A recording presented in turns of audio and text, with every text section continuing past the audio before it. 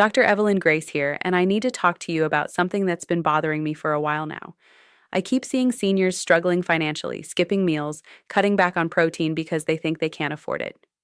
Meanwhile, there's a protein source sitting in every grocery store that costs less than eggs, less than chicken, less than almost any other protein you can name, and hardly anyone is talking about it. We're talking about dried beans and lentils. Now, before you click away thinking this is going to be some boring lecture about hippie food, hear me out, because what I'm about to show you is going to change how you think about feeding yourself on a fixed income. Let me put this in perspective with actual numbers. A dozen eggs right now costs anywhere from $3 to $6, depending on where you live and what kind you buy. That gives you roughly 72 grams of protein total, about 6 grams per egg. A 1 pound bag of dried lentils costs roughly $1.50 to $2. That pound of dried lentils contains approximately 100 grams of protein. Let me say that again. For about a third of the price of eggs, you're getting significantly more protein. But it gets better. That 1 pound bag of dried lentils doesn't just make 1 pound of food. When you cook them, they absorb water and roughly triple in volume. 1 pound of dried lentils becomes about 3 pounds of cooked lentils. You're getting 3 pounds of protein rich food for under $2. Compare that to chicken breast at $6 to $8 per pound, or ground beef at $5 to $7 per pound, or even canned tuna at $2 to $3 per can. Nothing comes close to the protein per dollar value of dried beans and lentils. Now, I know what some of you are thinking. Beans aren't complete proteins. They don't have all the amino acids. And technically, that's true. But here's what matters. You don't need to get all your amino acids in every single meal. Your body pulls amino acids throughout the day. As long as you're eating a variety of foods over the course of the day, you're getting complete protein nutrition. Eat some beans for lunch, have some whole grain bread with dinner, maybe some nuts as a snack. Your body combines all those amino acids and uses them exactly like it would use protein from meat. The idea that you need to eat beans and rice together in the same meal to make complete protein is outdated science. It's not how your body actually works. And honestly, for seniors worried about muscle loss, the research shows that plant proteins work just fine for maintaining muscle mass as long as you're eating enough total protein. Beans and lentils absolutely count toward your daily protein needs. Let me break down the different types because they're not all the same. Lentils are probably the easiest starting point. They cook faster than most beans. Red lentils cook in about 15 minutes. Green or brown lentils take about 20 to 30 minutes. You don't need to soak them overnight like you do with many beans. Just rinse them and cook.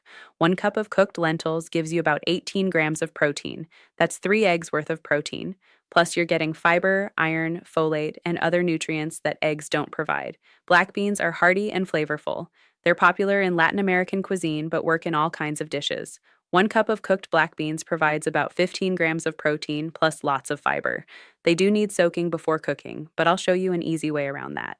Pinto beans are similar to black beans nutritionally, slightly milder flavor. Also about 15 grams of protein per cooked cup.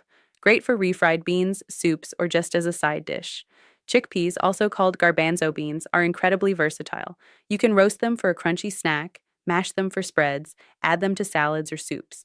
15 grams of protein per cooked cup. They have a slightly nutty flavor that most people enjoy. Kidney beans are larger and meatier in texture.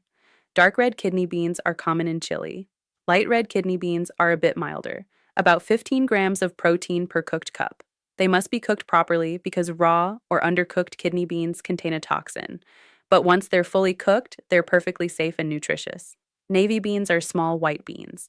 They're what's traditionally used in baked beans, though you can use them in many dishes. Milder flavor than some other beans. About 15 grams of protein per cooked cup. Split peas are similar to lentils in that they cook relatively quickly and don't need soaking. Green or yellow split peas both work. They break down when cooked, making them perfect for thick soups. About 16 grams of protein per cooked cup. Now let's talk about the elephant in the room. Gas. Digestive discomfort. This is what stops a lot of people from eating beans. And yes, beans can cause gas, especially if you're not used to eating them. But there are ways to minimize this. First, increase your intake gradually. Don't go from never eating beans to eating them every day.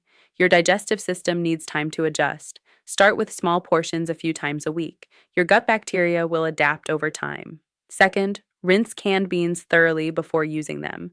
The liquid in canned beans contains some of the oligosaccharides that cause gas. Rinsing removes a lot of it. Third, if cooking dried beans, soak them for at least 8 hours, then drain and rinse before cooking in fresh water. This removes some of the gas-causing compounds. Some people add a strip of kombu seaweed to the cooking water, which contains enzymes that help break down those compounds. Fourth, cook beans thoroughly. Undercooked beans are harder to digest. Make sure they're completely soft before eating. Fifth, try different types. Some people tolerate lentils and split peas better than other beans because they're more easily digested. And honestly, for most people, the gas issue resolves itself within a couple of weeks of regular consumption. Your gut bacteria adapt. You stop having problems. But you have to stick with it long enough for that adaptation to happen. Now let's talk about convenience because I know some of you are thinking dried beans sound like too much work. You have to soak them overnight, then cook them for hours. Who has time for that? Fair point. But here's the thing, you can use canned beans instead. Yes, they're more expensive than dried, but they're still incredibly cheap compared to other protein sources. A can of beans costs roughly $1 to $1.50. Each can contains about 3 cups of cooked beans, which is roughly 45 grams of protein. Compare that to eggs again. $1.50 might buy you 3 or 4 eggs, giving you 18 to 24 grams of protein. The canned beans still win on protein per dollar. Canned beans are convenient. Open the can, rinse them, and they're ready to use. No soaking, no long cooking time. Keep a few cans in your pantry and you always have protein available. That said, if you want maximum savings, dried beans are the way to go. And cooking them isn't as difficult as you might think. Here's the easiest method. Put dried beans in a pot. Cover them with water by about 2 inches. Let them soak overnight, or at least 8 hours. In the morning, drain them, rinse them, put them back in the pot with fresh water. Bring to a boil, then reduce to a simmer. Cook for 1 to 2 hours depending on the type of bean. That's it. Yes, it takes time, but most of that is hands-off time. You're not standing over the pot stirring, you're just letting them cook. And you can cook a big batch at once, then store them in portions in the fridge or freezer. Cooked beans last about 5 days in the refrigerator. In the freezer, they last for months. Cook a pound of beans on Sunday. You've got protein for the whole week, or freeze half for later. Here's another trick. Use a slow cooker. Put dried beans in the slow cooker with water.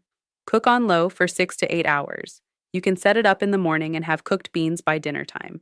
No soaking required, though soaking does reduce cooking time and might improve digestibility. Pressure cookers and instant pots make beans even faster. Unsoaked beans can cook in about 30 to 40 minutes under pressure. This is incredibly convenient if you have one of these devices. Now let's talk about how to actually use beans in meals, because this is where people get stuck. They don't know what to do with them beyond maybe adding them to chili. The simplest approach is using beans as a side dish. Cook them with some onions, garlic, and spices. Season with salt and pepper. Serve them alongside whatever else you're eating. They replace potatoes or rice, but with way more protein. Mash cooked beans with some olive oil, garlic, and lemon juice. You've made a spread for sandwiches or a dip for vegetables. Hummus is just mashed chickpeas. You can do the same thing with any bean. Add beans to soups. Any vegetable soup becomes more filling and nutritious with beans added. They make the soup thicker and heartier. 1 cup of beans in your soup adds 15 to 18 grams of protein. Mix beans into salads. A green salad with chickpeas or black beans becomes a complete meal. The beans provide protein and make the salad filling enough to be satisfying. Use beans in place of meat in many recipes. Tacos with seasoned black beans instead of ground beef. Sloppy joes made with lentils instead of meat. Pasta sauce with white beans added for protein. In many cases, you won't even miss the meat.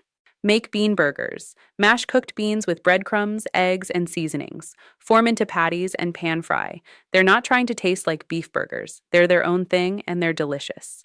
Add beans to casseroles. Any casserole with meat can include beans as well, stretching the meat further and adding nutrition.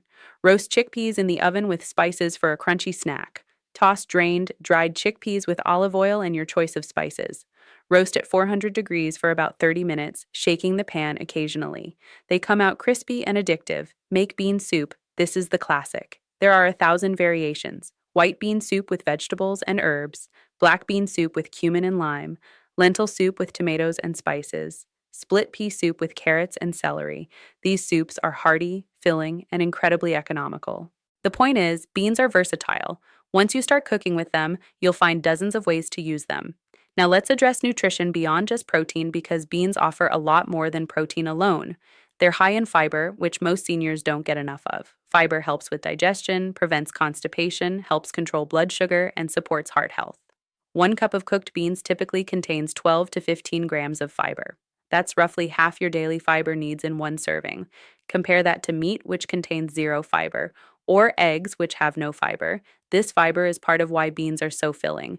You eat a reasonable portion and you're satisfied for hours. This helps with appetite control and prevents overeating. For seniors trying to maintain healthy weight, this satiety factor is valuable. Beans are rich in iron. This matters because iron deficiency is common in older adults, leading to fatigue and weakness. The iron in beans is non-heme iron, which isn't absorbed quite as well as the heme iron in meat. But if you eat beans with vitamin C-rich foods like tomatoes or bell peppers, absorption improves significantly.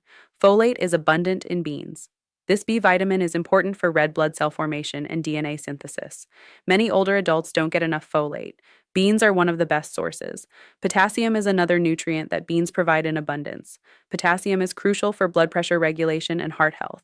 Many seniors are told to increase potassium intake. Beans are an excellent way to do that.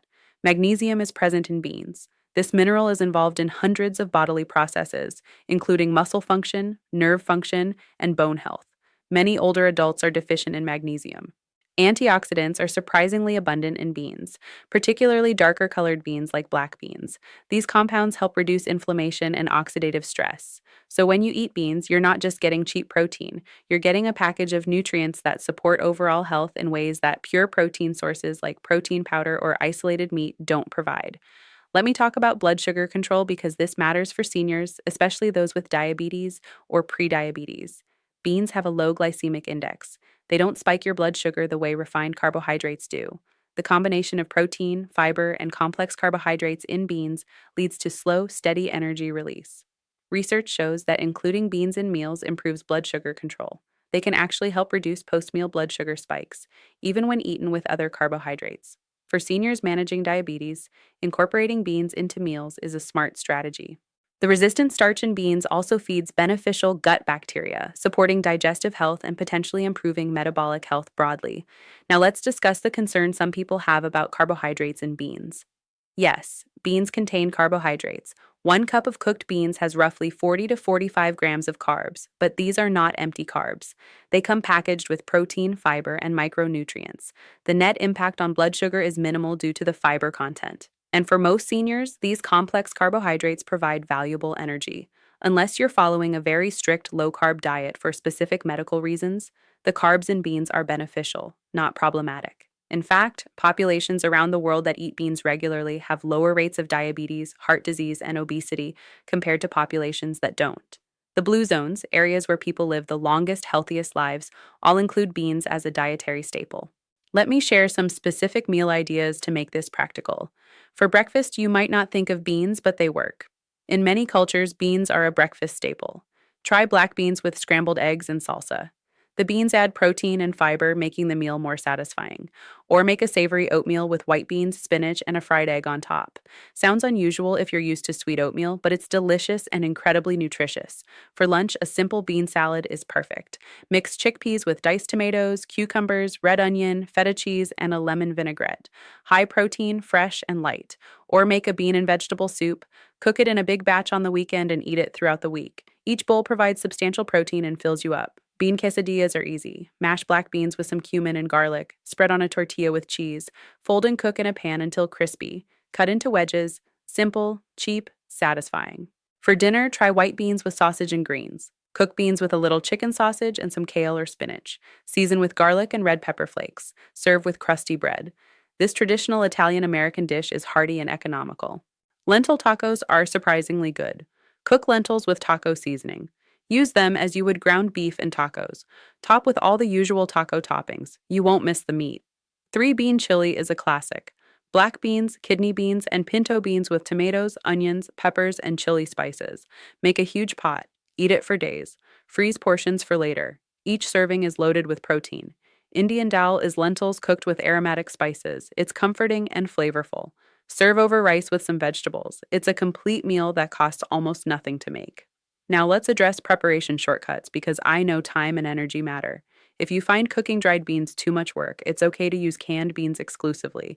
You're still saving money compared to other protein sources. You're still getting great nutrition. Buy low-sodium canned beans to control salt intake, or buy regular canned beans and rinse them thoroughly, which removes about 40% of the sodium. Some stores sell cooked beans in the refrigerated section. They're more expensive than canned, but still cheaper than meat. If the convenience helps you eat more beans, they're worth it. Frozen cooked beans are starting to appear in some stores, again, more expensive than dried, but convenient. Some bean preparations come in pouches that are shelf stable and pre seasoned.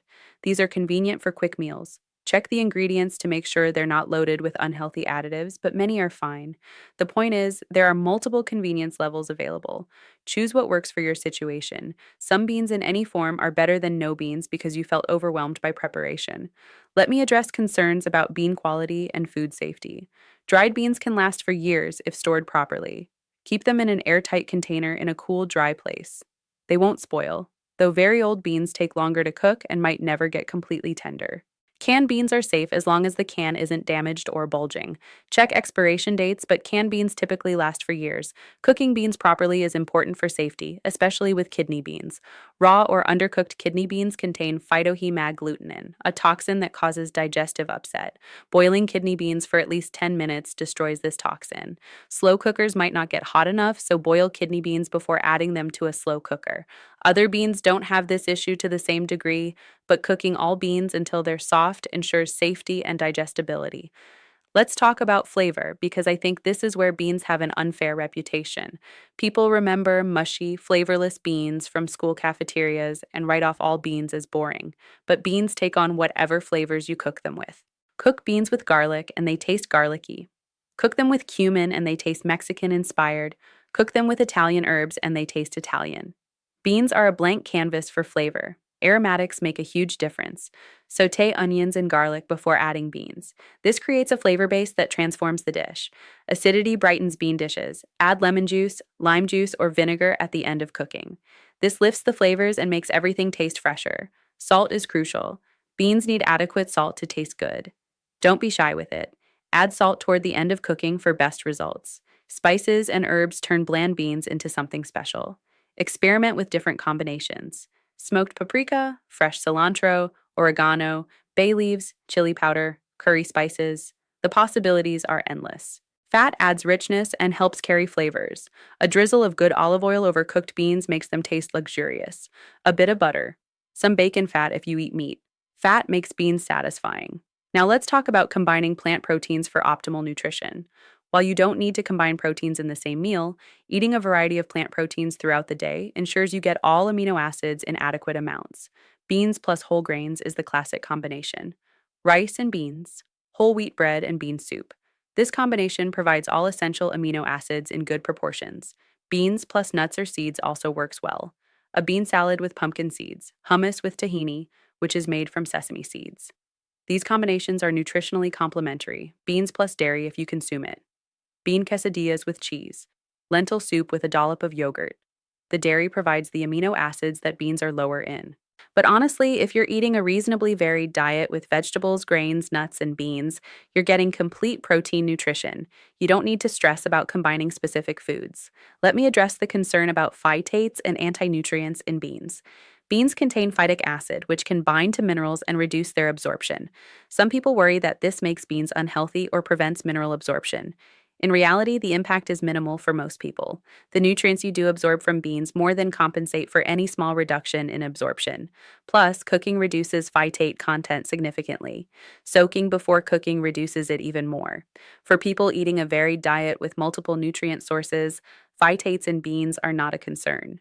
They're only potentially problematic if beans are literally your only food source, which isn't realistic. Actually, phytates might have health benefits. They act as antioxidants and might have anti-cancer properties. They're not the villains they're sometimes portrayed as. Let's discuss beans in the context of overall diet quality. Beans aren't meant to replace all other proteins. They're meant to be part of a varied diet. You can still eat eggs, fish, chicken, or whatever else fits your budget and preferences. But incorporating beans regularly stretches your food budget significantly. You can buy less expensive proteins and fill in with beans, or use beans as your primary protein some days and meat on others. For seniors on tight budgets, this flexibility is crucial. You don't have to choose between protein and other necessities. Beans provide high-quality nutrition for very little money. The money you save on protein can go toward fresh fruits and vegetables, or whole grains, or other healthy foods that contribute to overall diet quality. One practical approach is planning meals around what's cheapest at the moment. If chicken is on sale, buy some. If it's not, make bean-based meals that week. This flexibility helps you eat well regardless of price fluctuations. The conclusion here is straightforward. Dried beans and lentils provide more protein per dollar than almost any other food, including eggs. At roughly 100 grams of protein per $1.50, they're unbeatable for budget-conscious seniors. Whether you choose dried beans for maximum savings or canned beans for convenience, incorporating legumes into your regular diet ensures adequate protein intake without financial stress. Cook them simply, season them well, and eat them regularly. Your body and your wallet will both benefit.